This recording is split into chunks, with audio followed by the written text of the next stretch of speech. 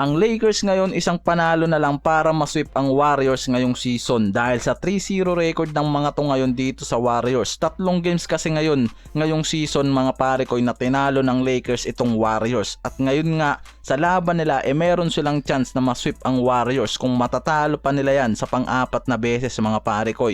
Ang Lakers ang host team ngayon sa laban nila dito na isa to sa mahalagang laban nila para sa Western Conference dahil 2 games wins lang rin ang lamang nila dito ngayon mula sa top 3 seed. Kung matatalo sila ng Warriors, may posibilidad na bumaba sila mula sa top 5 seed sa oras na talunin din ng Warriors itong Denver Nuggets sa magiging laban nila.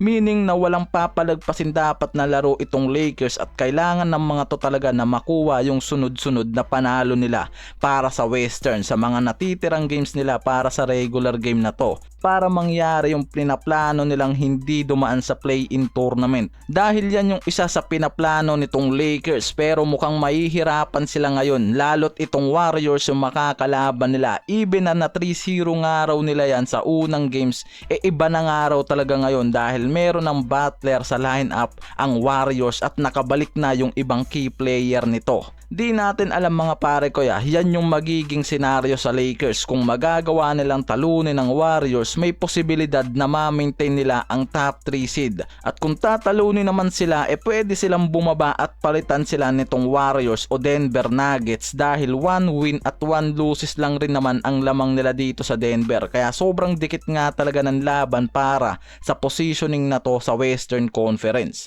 Si Curry kakatapos lang rin mula sa shocking record niya na 52 points sa laro na nangyari kontra sa Memphis Grizzlies na nakuha nila ang panalo na nagdala sa kanila ngayon mismo sa top 5 seed. Samantalang ang Lakers pinangunahan ni Lolo Bron, Austin Reeves at Luka Doncic na may magandang momentum sa game matapos na talunin nila ang top 2 seed ng Western na Houston Rockets. At yan din mismo yung dahilan kung bakit sila napunta ngayon sa top 3 seed mula sa top 5 seed nung nakaraang linggo.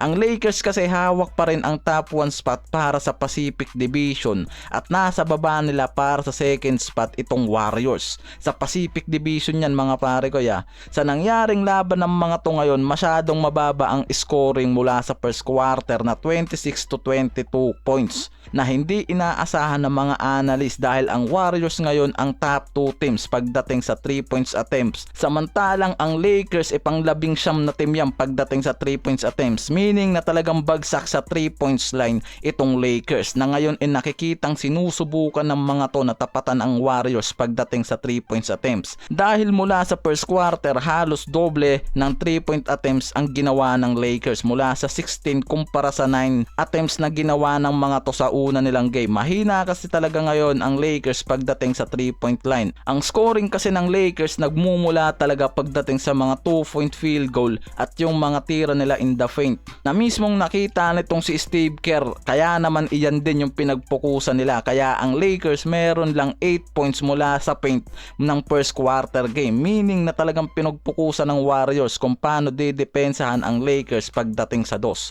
Binanggit din ni Reggie Miller mga pare ko yung epekto ni Jimmy Butler sa depensa ng Warriors ngayon mula nang makuha yan bago ang trade deadline. Nakita rin kasi natin mga pare ko na malaking benepisyo ang pagdagdag kay Butler ngayon sa lineup ng Warriors, lalo na ngayon sa nangyayaring laban nila sa Lakers. Hindi na masyadong umaasa ang Warriors kay Curry para makakuha ng winning game.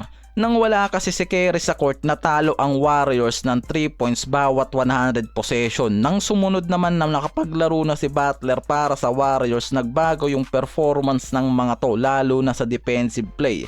Ayon sa NBA Advanced Stats, mula noong break, ang Warriors ay may plus 5 net ratings. Ngayong gabi kontra naman dito sa Lakers na mismong nagiging dahilan kung bakit nakikita na kayang-kaya ngayon ng Warriors na makuha ang panalo dito sa Lakers. Even na hawak ng mga to ang home court advantage. Nagawa pa rin kasi nilang mag-perform ng mas maganda habang nagpapahinga si Curry ng halos 8 minuto sa una at ikalawang quarter, kung saan mismo nakuha nila ang 4 na kalamangan. So yan mga pare ko yung magiging senaryo sa Western positioning kung magagawang manalo ng Lakers o kung magagawa silang talunin ng Warriors ngayon.